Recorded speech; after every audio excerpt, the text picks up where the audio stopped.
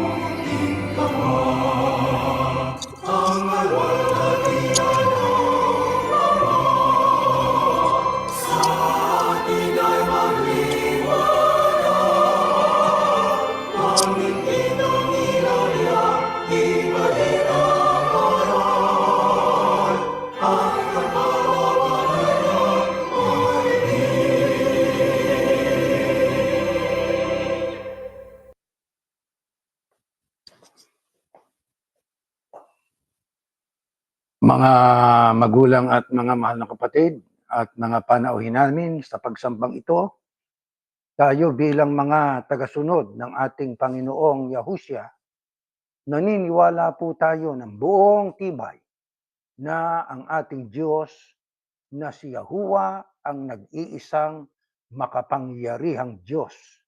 Mga kapatid, na lumalang ng lahat, siya ang ating Diyos na kinikilala. Hindi tayo kumikilala sa tatlong persona na Diyos o Trinity. Tayo po pagdating sa pagkilala sa Diyos ay mayroon tayong paniniwala na absoluto, iisa lang ang ating tunay na Diyos. Yan po'y ating natutunan sa tangkabit hindi ng tao. Yan ay ating natutunan nung tayo nandun pa sa institusyon. Ginamit ng Diyos na kasangkapan ang isa sa kanyang nilalang, ang kapatid na Felix Manalo. Doon natin nakilala ang Diyos ay nag-iisa lang. Siya lamang ang Ama. Ang pangalan niya ay Yahuwah. Ang ating pong pananampalatayang ito ay hindi ginawa ng tao o ng kapatid na Felix Manalo. Ito ay kanyang binasa sa Biblia at sa udyok ng Espiritu Santo ay dinala siya doon sa paniniwala na katulad ng paniniwala ng kung tawagin natin ay mga kabilang sa Abrahamic family. Ano nga ba ang paniniwala ng mga, kung tawagin natin ay Abrahamic religious today sa panahon natin. Basahin po natin itong ating unang referensyang ating babasahin. Pakinggan po natin ito. Yan po sa www.history.com, ang sabi, the Muslims are monotheistic and worship one, all-knowing God, who in Arabic is known as Allah. Ang isa sa major na religion ngayon na yun ay kabilang din sa Abrahamic family ay ang Muslims, sapagkat ang anak ni Abraham kay Agar ay itong si Ismael, at siya po ang ayon sa maraming mga Bible scholars ang pinagmuran ng mga, kung tawagin nating Muslim, ang paniniwala nila sa Diyos ay iisa. Ang pangalan ng tawag nila ay si Allah. At ito pa, ang kabilang din sa Jewish family. Jewish people believe there's only one God who has established a covenant or special agreement with them. Their God communicates to believers through prophets and rewards good deeds while also punishing evil. Diyan po ay binabanggit naman ang Jewish people na sila po ay they only believe in only one God. And that God is none other than Yahuwah. Ang sabi diyan ay their God communicates to believers. Yan nga ay nangyari nung panahon ni Moises, panahon ni Josue. Ang Diyos ay nakikipagkomunikasyon sa kanyang mga anak sa pamamagitan ng kanyang mga propeta at nagbibigay ng gantimpala doon sa gumagawa ng mabuti at parusa sa gumagawa ng masama. Ito pa, most Jews, with the exception of a few groups, believe that their Messiah hasn't yet come, but will one day. Kaya sila'y naniniwala, ang mga karamihan sa mga Hudyo, na kababayan ng ating Panginoong Yahushua, maliban na lang sa ilang grupo, ano po, na ang Messiah o ang ating pong Panginoong Yahushua HaMashiach ay hindi pa dumarating. Ako'y sumasang-ayon po dyan. Aywan ko po kayo. Sapagkat pag binasa po ninyo ang Old Testament, mula sa Genesis hanggang Malakay, wala kayong mababasang Kristo. Wala kayong mababasa, ibig ko sabihin, na Yahushua na nagsasalita. Ang lahat ng nagsasalita roon pagdating sa authority, divine authority, ay si Yahuwah lang eh. Nakipag-usap si Moises kay Yahuwah. Di ho ba? Doon sa nasusunog yung burning bush. Walang binabanggit doong Yahushua. Sapagkat ang sabi, most Jews, except with the exception of a few groups, believe that their Messiah hasn't yet come, but will one day. Yan na nga po ay ating tatalakayin mamaya. However, within the Christ-following community or Christianity, there exists significant debate concerning the oneness of Abraham's God. One of the key points of contention revolves around the interpretation of passages such as John 1:1, 14 in the Bible. In our ongoing studies, we invite you to join us in our quest for elucidation and clarity on this matter. Kaya amin kayong inaanyayahan po na ating pong pag-aralang mabuti ito, sapagkat mahalaga po itong paksang ito. Tatandaan natin, ang Diyos ni Abraham ay isang jealous God. Siya rin ang ating Diyos noon, ngayon, at magpakailanman. Kaya mga kapatid, sa ating pong gagawing pag-aaral ay atin pong liliwanagin sa pamamagitan po ng mga salita ng Panginoon Diyos na nakasulat sa Biblia. Kung ilan ang talagang tunay na Diyos at kung ano ba talagang tinutukoy diyan sa pinagdidibatihang malimit, yan pong Juan 1:1 at 14. Mga kapatid, ayon po sa ating pag-aaral, bakit po ang iba ay nagkukonklusyon na si Yahushua ho ay Diyos batay diyan sa John 1:1, 14. Mabuti basahin po natin. Ito ho nakasulat. Sa John 1:1, 14, let's go there. Ang sabi ng pasimula, siyang berbo. Ang berbo ay sumasa Diyos. At ang berbo ay Diyos. At nagkatawang tao ang berbo, tumahan sa gitna natin, at nakita namin ang kanyang kaluwalhatiang gaya ng sa bugtong ng Ama, na puspos ng biyaya at katotohanan, sapagkat ibinigay sa pamamagitan ni Moises ang kautusan. Ang biyaya at ang katotohanan ay nagsidating sa pamamagitan ni Yahushua Kristo. Walang taong nakakita kailanman sa Diyos. Ang bugtong na anak na nasa sinapupunan ng Ama, siya ang nagpakilala sa Kanya. Diyan po ay maliwanag, wala tayong nabasa na ang Kristo ay Diyos. Manapa ang ating nabasa, ng pasimula siyang berbo. Ang berbo ay sumasa Diyos. Ang berbo'y Diyos. Diyan po sa mga kasunod na mga kataga, ang berbo'y Diyos by virtue of, sabi nga, replacement, kanilang i-replace, sabi niya, hindi ba ang Kristo ang berbo? Hindi ba ang Kristo ang siyang salita? At kumot ang salita ay tumutukoy sa Kristo, at ang sabi diyan, ang berbo'y Diyos, entonces, sa makatwid, ang Kristo ay Diyos. Ganon sila kung magpaliwanag. Ang berbo'y Kastila. Sa wikang Greek ay logos. Ngayon, mga kapatid, pagka ating binasa, ito pa, sa Ingles, kasi ang nakasulat dyan, ayan, sa 18, walang taong nakakita kailanman sa Diyos ang bugtong na anak, na nasa sinapupunan ng Ama, siyang nagpakilala sa Kanya. Alam niyo, pagka binasa natin yan, doon sa isang salin ng Biblia, sa aklat po ng John din, this is not included, I would just like to read this in English. First John, meaning John 1:14 and 17 to 18. Ito, in the beginning was the Word, and the Word was with God, and the Word was God.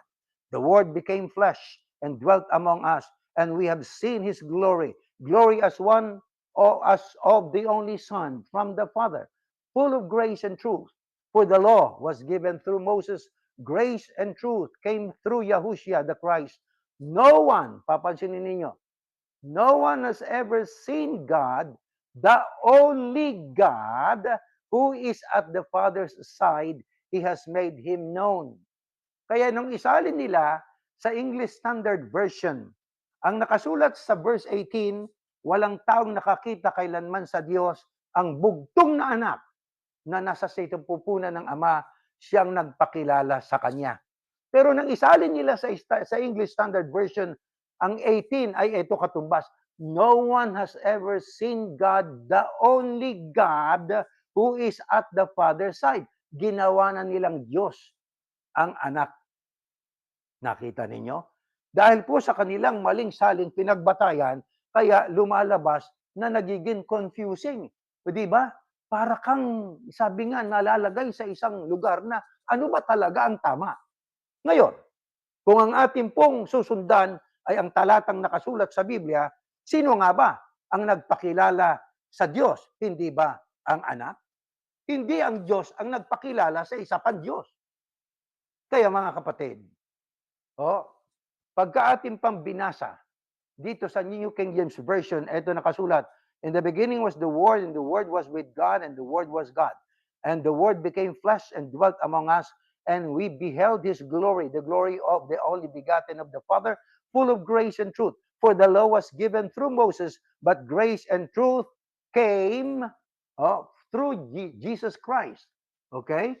Tuloy natin. No one has seen God at any time, the only begotten Son. Sa isang salin naman, sa New King James Version, hindi God, the only God na yun ang tumutukoy sa Kristo. Ang nakasulat sa New King James Version, no one has seen God at any time, the only begotten Son. Hindi begotten God. Kaya mga kapatid, kung ating susundan ang kanilang argumento, una, ang sabi nga, pagka ating binasa sa Ingles, they affirm that the word pertains to Yahushua, and the Word was with God, and the Word was God. Pangalawa, the Word became flesh and dwelt among us. Third, no one has ever seen God, the only God, who is at the Father's side. Now, this becomes confusing po. And their conclusion is, since the Word is God, and the word refers to Yahushua, therefore Yahushua is God. Ganon sila po kung magturo. Kaya let us analyze.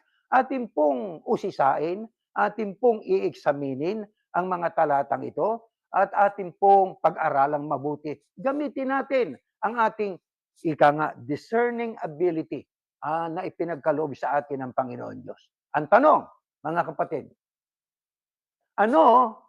furthermore, ano po ang interpretasyon ng salitang word ayon po sa paniniwala ng ibang mga nag-aaral tungkol sa talatang ito? Ating basahin, next slide. Ito po nakasulat sa ating referensya. Ayan, Christianity.stackexchange.com, ang sabi John 1:14. The word is a person. Aba, para sa kanila, ang word daw ay person na. The Chas 200, commented October 26, 2022 at 17:30. The Chas 201, perhaps, but based on the verse itself, John 1:14, all one can say with certainty is that the Logos or the word or salita became a person. The Logos certainly existed before then. But what proof is there that the Logos was already a person before the incarnation? Kaya sila rin ang nagtatanong, paano ang wika natin matitiyak na yung salita o Logos o berbo ay ano ang pruweba na siya ay naging tao? Di ba? Ayan. Ayon po kay Ray Butterworth, commented October 28, 2022 at 2:05. Ray Butterworth, wouldn't the Logos become a person? But not having been a person from eternity constitute a change in the divine substance. Parang may pagbabago, di ba? Logos becoming a person. But ang sabi, but not having been a person from eternity. Kaya magulo ang paniniwala nila pagdating sa John 1:14. Di ba? Ito pa, the Chas 201, ang sabi rito, sinagot din ni Chas yung tanong ni Butterworth, wouldn't the Logos becoming a person? Di ba ang salita ay nagiging person o naging flesh? But not having been a person from eternity constitute a change in the divine substance? Ang sagot ni Chas, no. The word of verse 14 has become a person and the man Jesus. It was not a person before this event of birth through Mary, as 1 John 1 explains. Making the Logos a person before Jesus is eisegetical. Pag sinabing eisegetical po, mga kapatid, yan po ay sarili nilang pagkaunawa. Di ba? Pag sinabing ganon, ay kanilang binabasa ang Biblia at nandoon yung kanilang bias. Bias agad sila. Diyos si Kristo, Diyos ang Kristo, Diyos ang Kristo. Dahil sa paniniwalang taglay na yon, nang pagkatapos nilang mabasa ang John 1:14, kaya para sa kanila, ang Kristo'y Diyos. The Word is God. Diyos si Kristo. Kaya ganun ang kanilang paniniwala ng iba't ibang mga Bible scholars. Di po ba mga kapatid? Na ang Kristo daw ay Word pa, pero naging flesh. Kaya komot siya ay, komot ang sabi, ang Word ay God. Kaya ang Kristo ay naging flesh. Kaya ang Kristo ay Diyos. Ganun sila kung magsalita. Pero dito, kung ating iintindihin, ang sabi rito, the Word of verse 14 has become a person in the man of Jesus. It was not a person before this event of birth. Kaya sila din ang nagtatalo-talo. Hindi ito naging flesh. Hindi nagkaroon ng Kristo sa kalagayan bago ipinanganak ni Maria.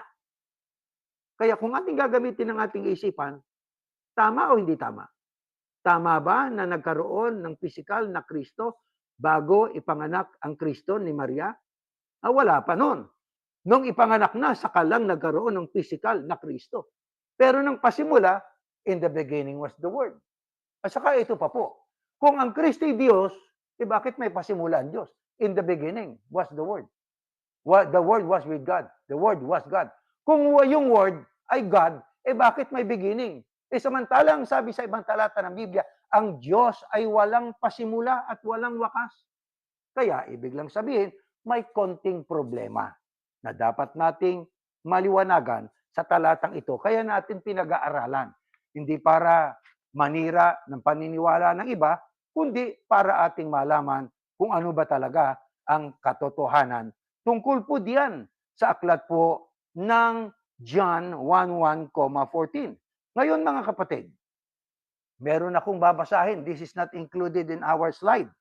Oh, granting.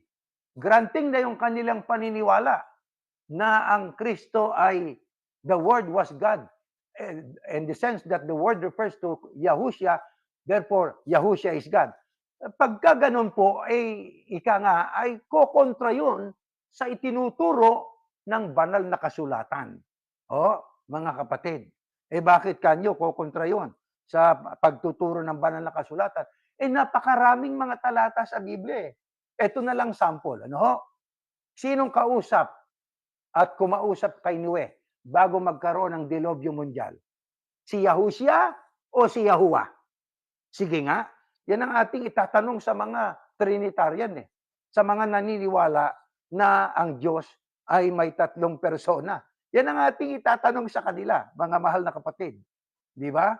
Ngayon, ang isa pang dapat nating maintindihan ay itong nakasulat sa aklat ng Numbers. Ano nga ba nakasulat sa aklat ng Numbers, mga kapatid? Pagka binasa po natin ang nakasulat sa aklat ng Numbers o bilang, ito ang nakasulat po dyan. Sa Numbers 23:19, this is not in our slide, ang sabi rito, God is not a man. Ang Diyos ay hindi tao.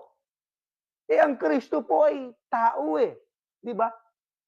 Ang tao, ang Kristo ay tao. Sabi ng Kristo, why thou seek me to kill? Why thou seek to kill me, a man?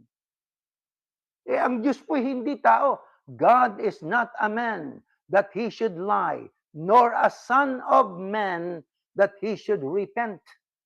Kaya ang tunay na Diyos ay hindi po tao. Ang tunay na Diyos ay manlalalang. Hindi siya tao. Siya po ay Diyos na nag-iisa, Espiritu sa kalagayan. Ngayon, mga kapatid, batay po sa ating napag-aralan at natutunan, tayo po ay naninindigan na ang Kristo po ay hindi Diyos. Siya po ay tao. At yan ay ating natutunan. Nung ako'y Katoliko dati. Nung madinig ko yung aral na yon ay inumpisa ng kapatid na Felix Manalo, ay nakipag-debate pa ako Pero talo ang debate. Talo Iisa lang talaga ang Diyos. Kaya isa yon sa dahilan, kaya ako'y mula sa Katoliko, umanib sa Iglesia ni Kristo noon. Di po ba mga kapatid? Ngayon, atin hong pag-aaralan. Ano ngayon ang ating argumento? Pagdating po sa John 1:14, 17, 19. Mabuti basahin natin itong muli sa English sa John 1:14, 17, 18, New King James Version po. Next slide. Ito. Ayan. Ito, babasahin ko rin dito.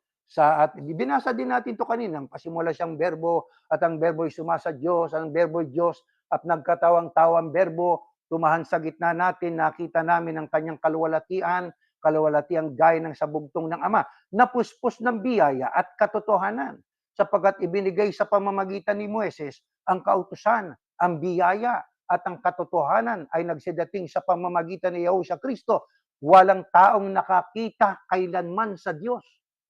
Ang bugtong na anak na nasa sinapupunan ng Ama, siya ang nagpakilala sa Kanya. Diyan po, maliwanag sa version ng New King James Version, maging diyan sa dating salin ng Biblia, hindi po bugtong na Diyos, kundi bugtong na anak, anak ng Diyos. Ngayon, kung si Kristo po ay Diyos, sinong bugtong na anak niya? Sige nga, sinong bugtong na anak ng Kristo kung ang Kristo po ang siyang Diyos? Sino ang bugtong na anak ni Kristo na magiging apo ng Diyos Ama? Wala kayong maituturo. Bakit tayo maninindigan at ating ipaglalaban ang doktrina na labag sa Biblia? Hindi tayo ganon. Ang tanong ito, bakit nagkaroon ng isyo? Bakit nagkaroon ng malaking problema pagdating sa John 1:1 tungkol sa salita, logos o verbo? Ano dahilan? Kaya nagiging debatable yan Next slide. Ito sa aklat ng referensya. Basahin natin to. Discourses on the Apostles' Creed, page 206 by Reverend Clement H. Crack. Ang sabi, thus, for example, it was not until 325 AD at the Council of Nicaea that the Church, yan ang Katoliko, defined for us that it was an article of faith that Jesus is truly God. Yan ang problema. Yan ang malaking dahilan. Kaya nagkaroon ng issue ang John 1:1, naging debatable, naging paksa ng usapan. Maraming relihiyon ngayon ang naninindigan sa Trinity. Pero tayong mga iglesia ni Yahushua, naninindigan sa isang tunay na Diyos. Bakit? Sapagkat ang ating pananampalataya ay ayon sa Abrahamic family. Abraham. Si Abraham kausap ng Diyos eh. Kung ang Diyos ay kung ang Kristo ay Diyos, dapat itinuro na ni Abraham yun eh. O di ba? Pero hindi eh. Ang kanyang kausap si Yahweh. Ito ang nagdala ng problema. Sino? Ang Katolisismo. Yan ay sulat ni Reverend Clement H. Crack yan. O ano ang nangyari? O, ang sabi, it was not until 325 AD at the Council of Nicaea that the church, which church is this being referred to here? The Catholic Church defined for us that it was an article of faith that Jesus is truly God. So it was just, given or defined or proclaimed or declared, announced by the Nicaea of the Catholicism that Jesus is truly God. Kailan? Noong 325 AD. Kaya, noong 324, hindi pa Diyos ang Kristo. Babaan pa natin. Noong 323, hindi pa Diyos ang Kristo. Noong unang siglo, which is composed of 100 years, hindi ba Diyos ang Kristo?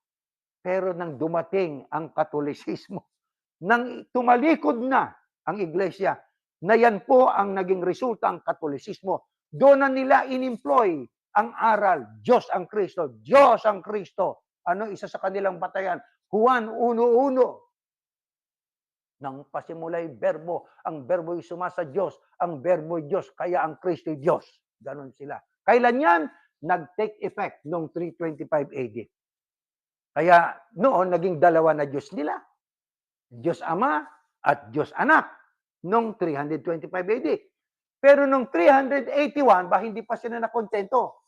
Sa konsilyo ng Constantinople, wala dyan sa ating slide, ay kanilang diniklara ng Espiritu Santo Diyos. Kaya naging tatlo po ang Diyos nila. Diyos Ama, Diyos Anak, Diyos Espiritu Santo. Pag tinanong mo, ilan ang Diyos mo? Iisa lang. Ilan ang persona? Tatlo. Sino-sino sila? Ang Ama. Ang Ama ba ay Diyos? Oo. Yung Anak, Diyos din. Yung Espiritu Santo, Diyos din. Ilan silang tatlo? Yun ang tanong nila. Alam mo na palang tatlo, ba't mo pa itatanong kung ilan silang tatlo? Ang lito, nalilito sila. Kaya nga ang tawag nila, pag hindi nila maintindihan, kaya nga po misteryo eh. Ano ibig sabihin ng misteryo? Hindi namin maipaliwanag. Basta kayo sumampalataya lang. Teka muna. Ba't ako sasampalataya sa aral na hindi nyo kayang i-explain? Simple lang kasi. Iisa lang ang Diyos. Iisa lang ang Diyos. Sabi nga ng mga apostol, sa ganang atin may isang Diyos lamang. Sa ganang sa iba, marami silang Diyos. Pero sa ganang atin, bilang kabilang sa tunay na iglesia o samahan, kilusang itinatag ng Kristo, sa ganang kanila, iisa lang ang Diyos nila. Sino? Ang Ama. Yun ang pananampalatayang tama. At mamaya malalaan natin, bakit natin pinapaksa ito? Anong kinalaman nito sa nangyayari sa panahon natin ngayon? Malaki po ang kinalaman niyan, mga mahal na kapatid. Kaya, mga kapatid, ito pa. Yung bang salita na tinutukoy ng pasimulay salita, mayroon na bang pre-existent? May Kristo na ba physically?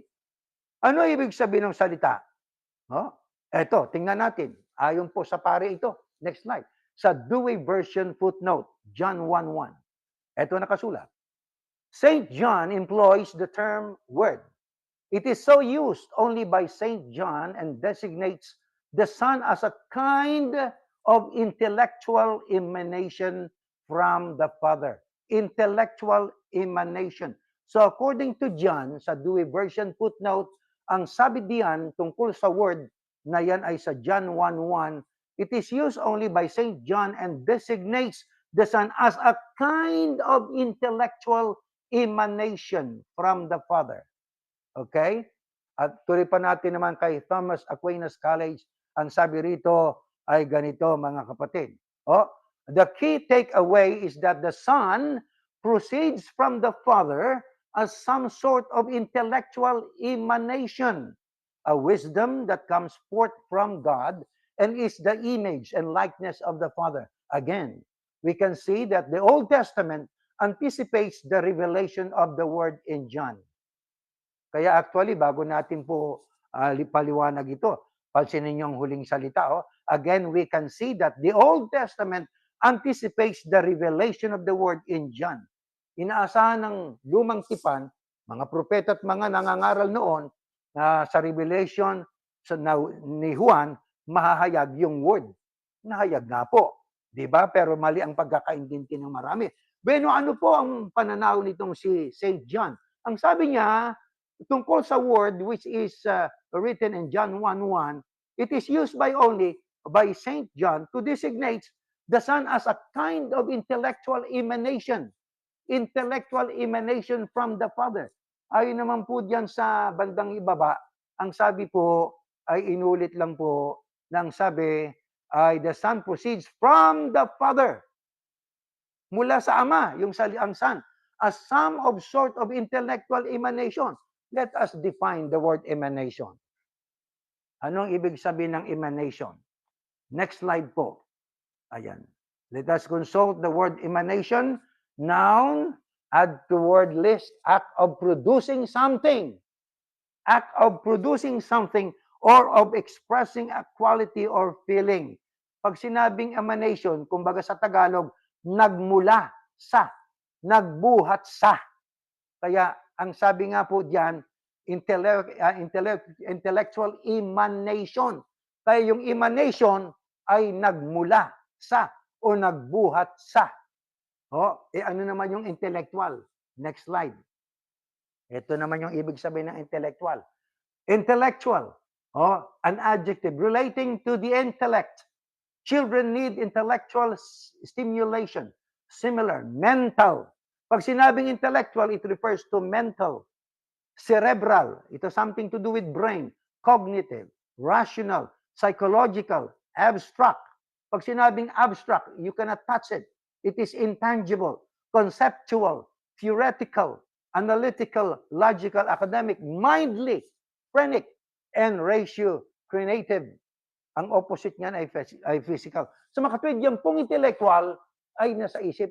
Kaya pag sinabing ang word ay isang intellectual emanation, yan po ang word ay nasa isip na nagmula sa Ama. Isa sa kanila, sa ibang mga reliyong at preacher, maging sa kaibigan nating namatay na kalaban ng Iglesia ni Cristo, pagdating sa ika nga ay pangangaral, alam nyo, naniniwala sila na Diyos ang Kristo, talagang pinagpipilitan kahit malabong paliwanag. Bakit malabo? Sapagkat hindi totoong Diyos ang Kristo. He was just the Word itself, was just an intellectual emanation from the Father. Ito ay isang kaisipan na nagmula sa Ama. Kaya nga ang sabi, nang pasimula ay salita. Di ba? Ano ibig sabihin ng salita? Ibig isip, nasa isip ng Diyos. Kasi pag sinabing salita, may nagsalita, may sinalita, at may tinutukoy yung salita.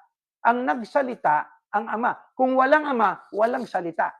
Ang salitang yon ay tumutukoy sa Kristo. Pero wala pang Kristo, physically.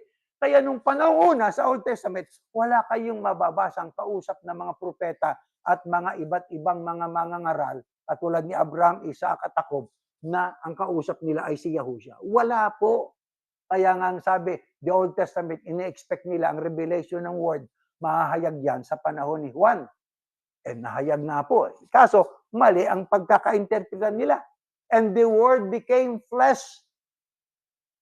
The Old Testament ay nag-expect na ang kahayagan ng word ay sa panahon ni Juan, panahon ng ating nilalakaran ngayon, panahon ng Kristyanismo, o panahon ni Yahushua. Di ba? Kaya wala pa noong physical na Kristo. Para sa kanila, meron na pinagpipilitan. Gagamit ng talata. O, bago kasama mo ko ng lalangin ng langit at lupa, kasama mo ko ng likain mo ang karagatan. Kawikaan 8, Kapitulo 8. Ang kausap doon, alam nyo, parang poetic kasi yun Di ba? Ang Psalms, ang Kawikaan o Proverbs ay parang poetic. Kasama mo ko. Ang kasama daw ng Diyos doon sa paglalang, ang Kristo daw ang kausap doon sa Kapitulo 8 ng Kawikaan. Pag binasa naman ninyo, tumutukoy sa karunungan. Ano pang taglay ng Diyos nung siya'y lumalang? Hindi ba karunungan niya? Kaya yung karunungan ng Diyos kasama niya, yon ang tinutukoy sa Kapitulo 8 ng Kawikaan. Ang Kristo'y karunungan din. Hindi karunungan sa paglalang, kundi karunungan sa kaligtasan ng tao. Sapagkat siyang magbibigay sa atin ng kaalaman, daan tungo sa kaligtasan. I am the way, the truth, and the life. No what cometh to the Father except through me. Siya lang ang paraan Ngayon, yung daan, sabi nga, ang nagpakilala sa Diyos, ang nagpakilala ng daan sa pagtatamo ng buhay, kinilala nila na Diyos. Kung narito ang Kristo, sigurado, ay didebatihin niya yung mga mangangaral. Pati pinagpipilitang ako'y gawing Diyos. Samantalang ang sabi ko, ako'y taong nagsasaysay ng katotohanan o nagsasabi ng katotohanan aking narinig sa Diyos. Ang liwanag nun, di ba? Ngayon, eto pa. Dito pa sa unang Pedro, let us consult the other scripture here in 1 Peter 1:20. Ano nakasulat? At nakilala nga ng una, bago itinatag ang sanglibutan, ngunit inihayag sa mga huling panahon dahil sa inyo. Pag binasa ninyo sa English, for known indeed before the foundation of the world, but manifested in the last times for you. Kaya ang totoo po niyan, nasa isip na ng Diyos ang Kristo. Actually, ang kauna-unang nasa isip ng Diyos, kaya siya'y salita, siya'y intellectual emanation from God, Yahushua was the very first one in the mind of God before anything else was created po. Bakit siyang kauna-unang nasa isip ng Panginoon Diyos? Sapagkat sa Kanya iniuukol ang lahat ng mga bagay. Di ho ba? Kaya siyang kauna-unahan. Intellectually, hindi physically. Di po ba, mga kapatid?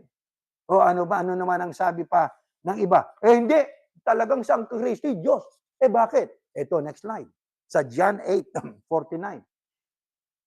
Ayan, sumagot si Yahushua, ako'y walang demonyo, kundi pinapupurihan kong aking Ama, at ako'y inyong sinisiraan ng puri. Ngunit, hindi ko hinahanap ang aking sariling kaluwalhatian.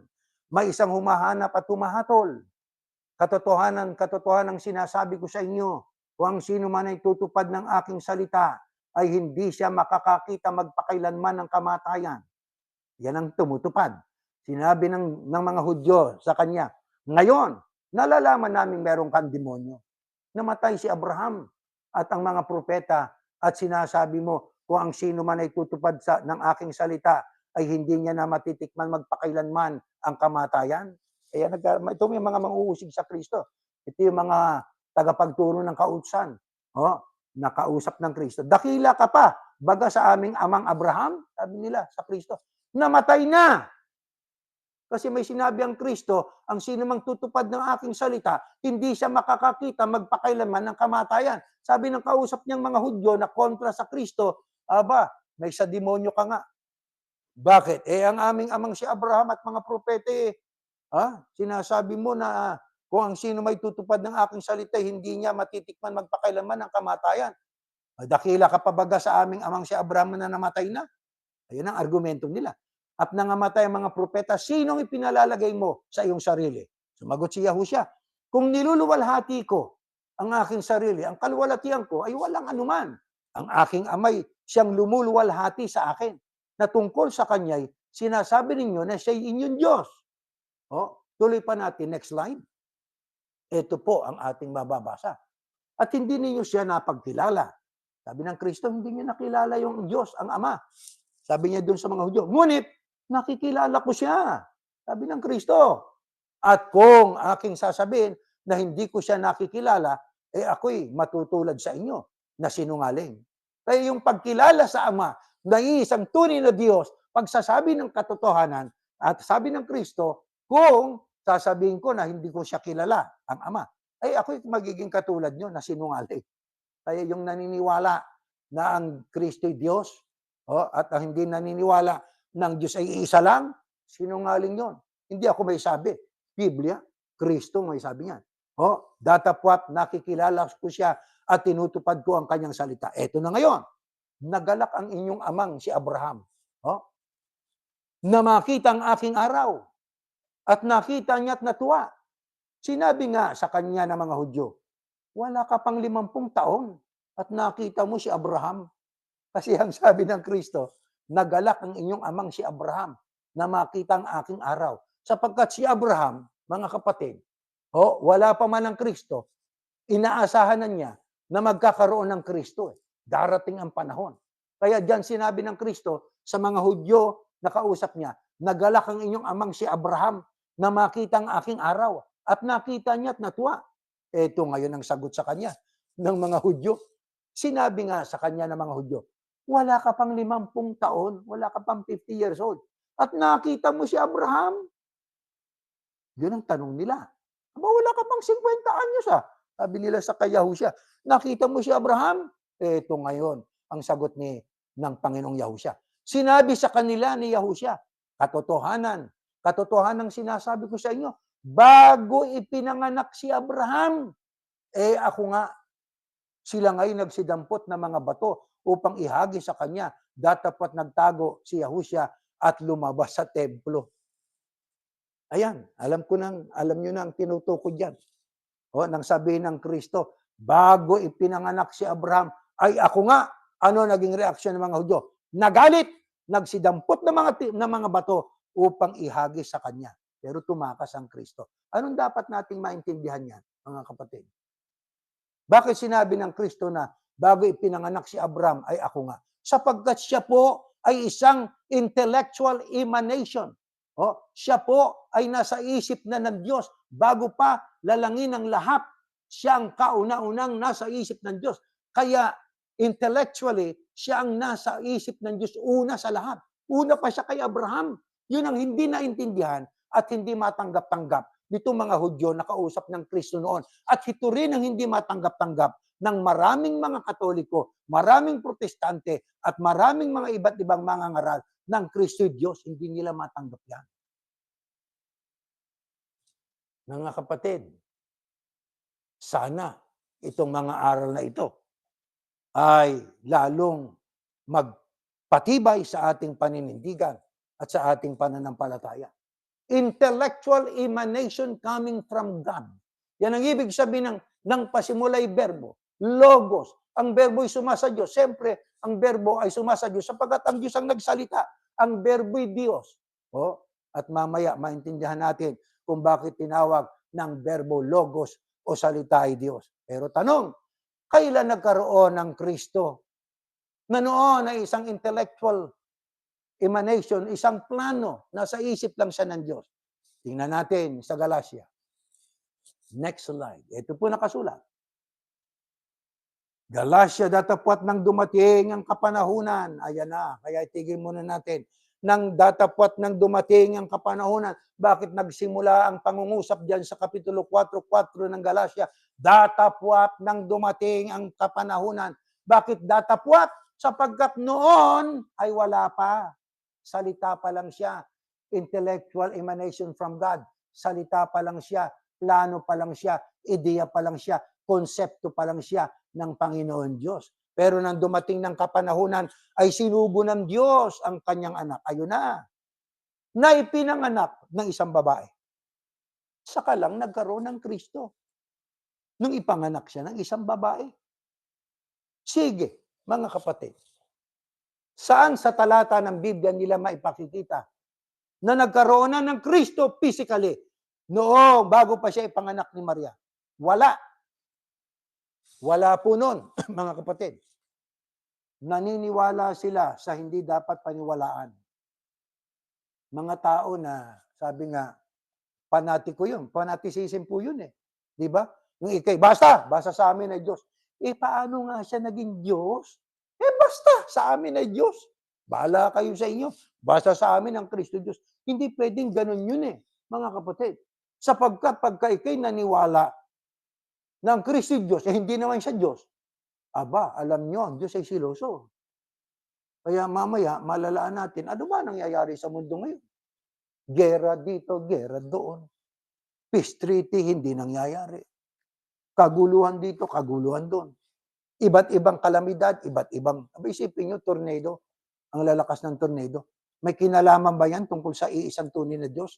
At sa mga Diyos-Diyosang kinikilala na iba? Eh, ang Kristo ay nagkaroon ng physical na existence nung ipanganak siya ni Maria. Kailan siya nag-umpisang mangaral? Next slide. Res 23. Ito nakasulat. At si Yahusha din, nang magpasimula siyang magturo o mangaral, ay may gulang na 30 taon, 30 years old. Kita ninyo? Bakit nangaral na? Eh kasi may karapatan na siyang mangaral eh. Isinugo na siya eh. Pero siya ba'y nangaral nung panahon ni Abraham? Siya ba'y nangaral nung panahon ni Moises? Wala pang Kristo noon. Siya po intellectual emanation coming from God. He was just a plan in the mind of God. Ang Kristo, wala pang Kristong physical. Ano ba naman yan? Pagpipilitan nilang na yan, mga kapatid. Oh. Eh bakit po tinawag ng pasimulay berbo? Eh di tama, nasa isip lang siya ng Diyos. Wala pang physical. At ang salita'y sumasa Diyos. Siyempre, sapagat ang nagsalita'y Diyos, kaya sumasa kanyang salita niya. At ang salita, logos o berbo Diyos. Ano ibig sabihin nun? Ito ang ibig sabihin nun. 1:37. Next slide, ng Lucas. Sapagkat walang salitang mula sa Diyos na di may kapangyarihan. Ang sabi doon sa Genesis, ako ang Diyos na makapangyarihan sa lahat. Walang salitang mula sa Diyos na di may kapangyarihan. Kaya ang salita ng Diyos ay kauri niya. Ang Diyos ay makapangyarihan. Ang salita niya ay makapangyarihan. Kaya ang sabi, the Word was God. Ang salita ay Diyos. Ang berbo ay Diyos. Ang logos ay Diyos. Bakit? Ang salita ng Diyos ay kauri niya. Ng Diyos ay makapangyarihan. Ang salita niya, makapangyarihan din. Kaya diyan po sa sentence na ang salita ay Diyos. Ang salita, doon sa phrase na ang salita ay Diyos, yung Diyos doon ay hindi po noun, kundi it serves as an adjective to modify the word salita. Di ba? Ang salita ay Diyos. The word is God. Di ba? Kaya ang God doon ay hindi noun, kundi adjective to modify the word salita. Di ba? Ibig lang sabihin, magkauri ang Diyos. Ang Diyos ay makapangyarihan, ang salita niya makapangyarihan din. Hindi ko mo sinabi, ang salita ay Diyos, ang salita ay Diyos. Literally. Kaya nga na magturo ang Kristo ng panalangin eh. Kung ang salita ay Diyos at siya ngayon ay Diyos, dapat sinabi niya, manalangin kayo ng ganito, Ama namin nasa langit ka. Oh? Dapat sinabi niya, Ama namin nasa langit ka, kasama ako. Hindi niya sinabing ganun eh. Ama naming nasa langit ka. Hindi siya kasama. Di ba? Siyang nananalangin eh. Di ba? At ang sabi, Ama naming nasa langit ka, sambay nawa ang pangalan mo. Dapat sinabi niya, sambay nawa ang pangalan natin. Eh hindi ang sabi, sambay nawa ang pangalan mo. Ang salita po na mo ay singular. Di po ba, mga kapatid?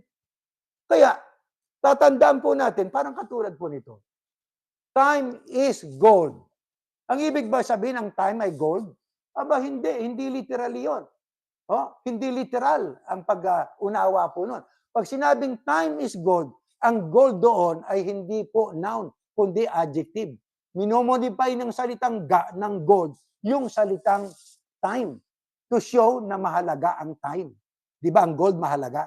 In the same manner, ang time ay ganun kahalaga rin katulad ng gold. Kaya masamang i-waste natin ang time. Ang salita ay Diyos, ang salita ng Diyos ay makapangyarihan, ang Diyos na nagsalita ay makapangyarihan, kaya tinawag ng salita ay Diyos. Maliwanag po yan, mga kapatid. At ang sabi, at ang salita ay nagkatawang tao. Ano ibig sabihin? Yung pong intellectual, yung plano ng Diyos na tumutukoy sa Kristo, nagkatawang tao, nagkaroon ng fulfillment. Hindi na natiling plano, nagkaroon ng reality. Yung plan sa paglalang ng Kristo. Kailan? Galasya ang sabi doon, nang ipanganak siya ng isang babae. Sino yung babae yon? Si Maria, mga kapatid. Ngayon, paano po itinuro ni Juan?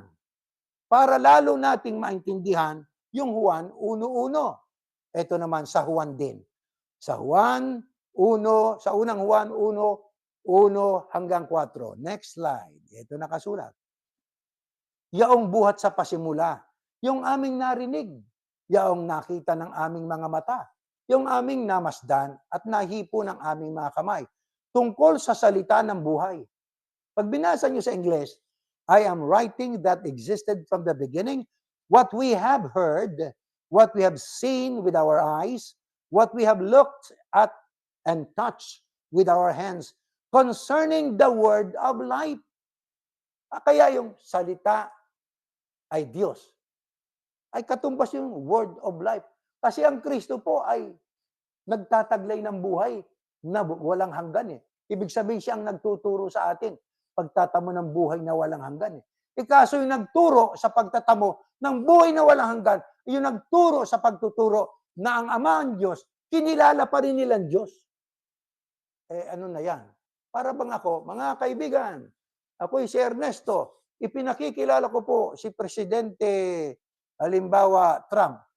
Pati ako ay naging Trump na rin. Aba, hindi ganon. O, di ba? Si Trump ay iba ako. Ako ang nagpakilala, siya ang ipinakilala ko. Magkaiba kaming entity. Separate entity kami.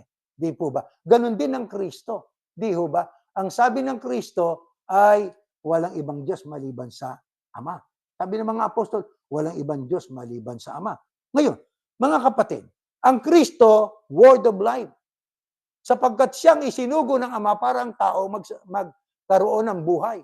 Kaya ang sabi, ang tumutupad sa aking salita ay hindi na mamamatay magpakailanman. Magkakaroon ng buhay na walang hanggan eh. Yung nagturo ng pagtatamo ng buhay na walang hanggan, ang nagturo rin na ang Diyos ay isa, ba't mo siya pati kilalanin siya ang Diyos? Mali. Kaya mali, sapagkat talagang maling-mali. Hindi para tayo ay umimbento at manakit ng damdamin. Eto, anong mga doktrina ang malalabag pag ating itinurot sinampalatayanan ng Kristo pati ay Diyos? Eto sabi, next slide, sa Isaiah. Ayan o. Ako ang Panginoon, sabi ng Diyos, ni Yahuwah. At walang iba, liban sa akin walang Diyos. Aking bibigtisan ka, bagaman hindi mo ako nakilala. Ang liwanag niyan, yan ang makokontra pagka itinuro natin at sinampalatayanan pati ang Kristo Diyos dahil sa confusing na pagkakasalin noong John 1:1. Dahil sa confusing na yon, atin namang naintindihan. Hindi tayo na-confuse, naliwanagan tayo. Magkatapos natin mapag-aralan ito, di po ba? Ang tanong natin, kapag kinilala natin ang Kristo Diyos, ang makukontra natin ay ang Diyos mismo. Sapagkat ang sabi ni Yahuwah, ako ang Panginoon at walang iba, liban sa akin ay walang Diyos. Ano pa ang sabi ng talata ng Biblia? Next slide.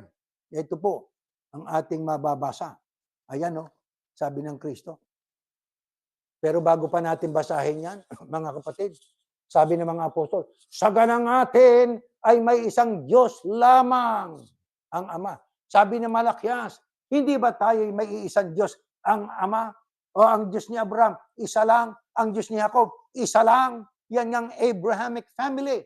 Muslim, Jewish, at saka yung mga ibang grupo ng mga tinatawag na Kristiyano, kumikilala sa isang tunay na Diyos. Yan ang tama na pananampalataya. Hindi yung inimbento ng Katoliko noong 325 AD lang. Kayo ba'y sasang-ayon sa aral na inimbento? Bakit inimbento? Wala kasi sa Biblia. Di ba? Kaya bakit ka pa mag-iimbento ng aral kung nasa Biblia? Kaya mo inimbento ng Kristo Diyos sa Council of Nicaea 325 AD sapagkat walang mababasang maliwanag na talata na nagtuturo ng Kristo Diyos. Ito pa, sabi ng iba, ang Diyos daw ay nanganak. Ang ipinanganak daw niya ang Kristo. Anong klaseng paniniwala yan? Ang Diyos ay hindi anak ng tao. Di ba? Ang Diyos po ay hindi katulad natin. Ang iba, itinutulad nila ang Diyos sa tao. Ipinanganak daw. O ngayon, eto. Kayo'y aking anak sa pangangaral ng Ebanghelyo. Sabi ni Pablo sa mga hintil.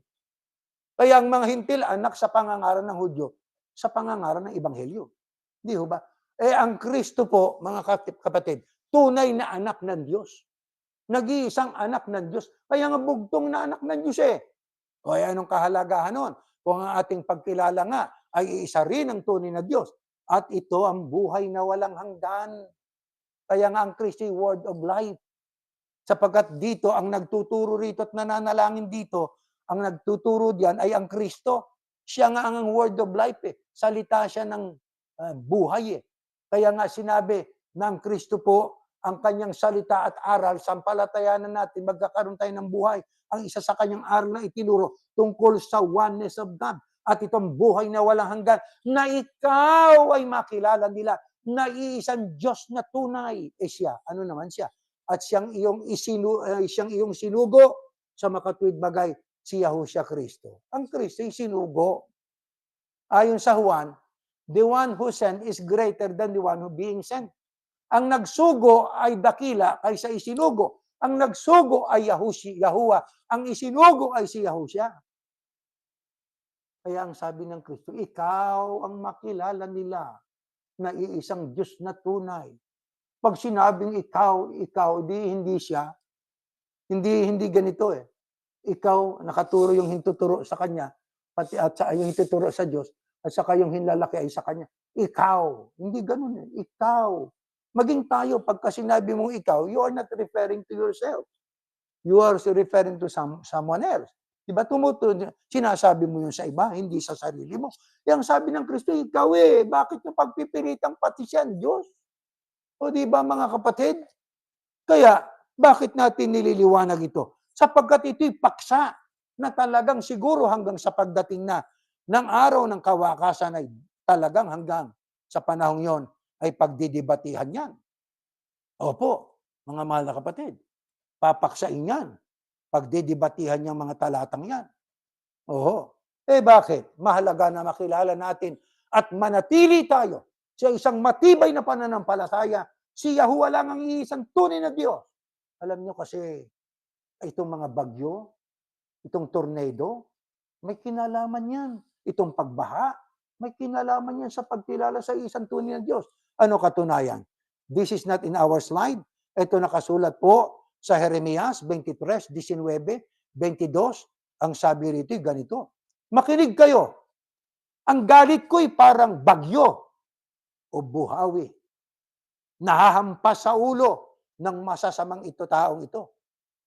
Hindi mawawala ang galit ko hanggat hindi ko nagagawa ang gusto kong gawin. At sa huling araw, ito na mga huling araw, lubos ninyong mauunawaan. Hindi ko sinugo ang mga propetang yan. Pero lumakad pa rin sila. Ito pala may kinalaman sa mga bulaang mangangaral. Yang pagbagyo. Kaya galit ang Diyos Namamanifest yung galit niya habang tayo nasa mundo sa pamamagitan ng bagyo at buhawi. Ano yung buhawi? Tornado. O di ba? Kaya ang sabi, sa huling araw na ito, lubos ninyong maunawaan ito. Hindi ko sinugo ang mga propetang yan. Pero lumakad pa rin sila. Pilit pa rin mangaral. Wala akong sinabi sa kanila, pero nagsalita pa rin sila. Di ba? Mga mangaral. Ito ang wikang sinabi ng Diyos, pero sabi ng Diyos, wala akong sinabi sa kanila. Tuloy pa rin sila sa kanilang pagsasalita. Ngunit, kung alam lang nila, kung ano ang naisip ko, ang nasa isip ko, sinabi sana nila ang mga salita ko sa aking mga mamamayan. Nakita niyo salita ng Diyos na yan? Salita ng pagdaramdam. Bakit? Sapagkat dumami ang mga bulaang mangangaral. Bulaan sapagkat iba ang ipinangaral. Itinuro pati ang Kristo Diyos. Itinuro pati ang Espiritu Santo Diyos. Ano ngayon ang nangyari? Nagdamdaman Diyos. Bakit? Ang sabi niya, walang Diyos maliban sa akin. Bakit nagkaroon ng dilubyo mundyal? Banggunaw nung panahon ni Noe, sapagkat ayaw kumilala ang mga tao sa propetang isinugo ng Panginoon Diyos na nangangaral para pakinggan ang tinig ng Panginoon Diyos. Kaya sila'y binaha. Buong mundo, binaha. Bakit tayo binabaha? At malalakas na tornado ang dumarating. May kinalaman ba yan sa pagkilala, sa tamang pagkilala, kung ilan lang ang tunay na Diyos? Meron, sapagkat ang Diyos ay galit. Ang Diyos ay siloso. Ako lang dapat makilala ng Diyos. Wala nang iba maliban sa akin. Kaya kapag tayo hindi tumigil, ang tao hindi tumigil sa pangangaral ng kabulahanan, katulad ng napakaraming mga ngaral ngayon. Isama nyo na kami, mga kapatid. Timbang-timbangin ninyo, mga kapatid, kung sinong nangangaral ng aral ng Diyos. Pero maliban dyan, sa mga katotohanan niya, napakarami pong mga mangangaral ngayon. Hindi naman isinugo, hindi naman sila ang siyang pinayagan ng amang magpangaral ng Ebanghelyo, pero nangangaral. Dahil sa kanilang pangangaral, nakabulaanan, dumating ang tornado, baha, baha, baha, baha. Hindi pa tapos ang isa, eto naman ang isa, kasama pang tornado, buhawi. Ang Diyos ay mabait. Hindi pa niya nililipol ang lahat ng tao. Binibigyan niya ng pagkakataon. Kaya ang Diyos ayon sa aklat ng gawa, ang Diyos ay hindi mapagpaliban sa kanyang pangako. Basahin niyo sa ibang talata ng Biblia, siya ay nagpapahinuod, nagbibigay ng pagkakataon para ang tao ay magsisit, magbalik loob sa kanya. Paano ang unang pagbabalik loob sa kanya? Ang kilalanin siya na isang tunay na Diyos. Kaya tayong nasa iglesia ni Yahushua, pumanatag na tayo. Ipinatanaw na sa atin ng Panginoon Diyos ang mangyayari. Ipinaalam na rin sa atin kung anong ating kasasapitan. Manindigan tayo sa panig ng Panginoon Diyos. Monotheismo na paniniwala.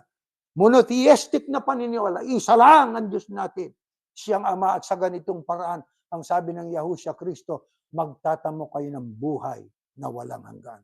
Tumayo kayo at yan ang ating ipananalangin. Ama namin Diyos, salamat po ng marami sa iyo. Ang makilala ka na iisang tunay na Diyos ay napakadakilang karunungan, katotohanan. Ito ang taglay ng anak mo na napagkakamalan ng marami na Diyos din. Sinabi niya siya'y tao. Bakit hindi pa sapat yun para tanggapin ng marami na siya'y tao? Sinabi niya, ikaw lang Ama ang iisang tunay na Diyos. Malinaw at maliwanag na aral na yan din ang itinaguyod ng mga propeta noon, ng mga unang mga taong nilikha mo. Ikaw lang ang kinilalang Diyos na tunay. Maliban doon sa ibang mga nasyon, nang kinilala nila ay ang mga Diyos-Diyusan, kaya ang galit mo ay gayon na lamang noon at maging ngayon. Hindi kami masaya sa nagaganap, kahayagan ng iyong pagiging seloso, sapagkat ikaw lang ang dapat kilalaning iisang Diyos. Dahil dito maraming mga mangangaral ang nangangalat. Ipinangangalat ang aral na hindi totoo. Ang kumilala sa iba pang Diyos, ipinagdamdam mo yun. Mahal mo ang tao, bakit hindi? Kaya ipinapasikat ka ng araw at nagpapaulan sa masama at saka sa matuwid. Pero Panginoon, ang iyong kahabagan, minsan ay may hangganan din. Nagpaparusa ka sapagkat may dahilan. Nagpapadala ka ng bagyo at buhawi na kung aming titignan, Panginoon, ang mga nagaganap, namamatay ang tao. Marami ang nasawi. Maraming mga ari-arian. Ang mga nangawasak, hindi kami maligaya kung tignan at malaman ang mga nangyayaring ito. Sana ito po ay magbigay sa kanila ng aral. Pinupukaw mo. Ginigising mo ang damdamin ng mga tao upang ikaw lang amang dapat makilala na iisang Diyos na tunay. Sana iyon ang kanilang gawin. Bumaling sa bagay na espiritual ang mga tao sa panahon ito. Magsiyasat, magsuri habang may pagkakataon pa para, Panginoon, magkaroon pa ng kapayapaan ang mundo. At ikaw po ay aming mapaluwalhati sapagkat ikaw lang ang aming Ama, ang Diyos, na lumalang at may-ari sa amin. Pakibasbasan mo po ang mga naapektuhan ng malakas na buhawi at ng malalakas na mga pagbaha. Maging ang mga bansang mayroong mga digmaan. Ama, maawa ka sa sangkatauhan. Kahabagan mo sila. Bukawin mo ang kanilang damdamin. At sila sana'y matutong tanggapin ang totoo nang sa gayon maging maligaya ang buhay pa namin habang naghihintay sa pagparito ng Panginoong Yahushua, sa pagbaba niya sa alapap, na yun po ang araw ng pag-agaw sa mga tunay na sa iyo. Inihiling po namin ang lahat sa ngalan po ng iyong anak, ng Panginoong Yahushua, na aming tagapagligtas. Amen.